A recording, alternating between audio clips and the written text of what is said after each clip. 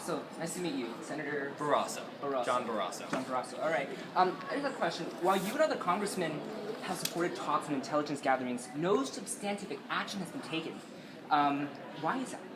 Well, a big part of our philosophy in terms of approaching this crisis is to remain, to a certain extent, non-interventionist. We don't want to get ourselves wrapped up into another. We don't have the resources at the time, and we don't have the military capabilities. Plus, we don't want to lose out on relationships with either nation, because they're both valuable allies. So at this time, it may seem like we're not being proactive, when in fact we have passed already this directive that facilitates these talks both in the UN and bilaterally. So that is, in a lot of ways, an action. Okay, but is diplomacy truly effective in this case?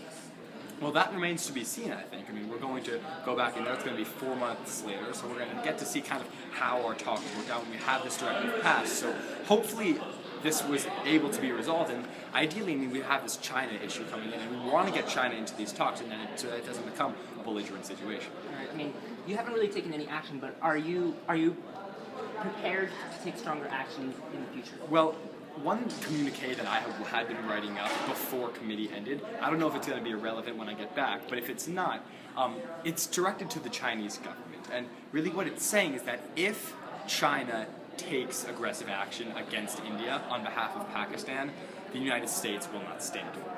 We have to protect our allies, okay? So even though Pakistan is an ally, we're not going to support that type of aggression, that type of belligerency. We want to maintain peace at all costs. So the communique is really a warning and also a plea, saying we really would like to maintain peace. We have to do everything we can. And China, which is a nation that we have close ties to, we hope will comply with those requests.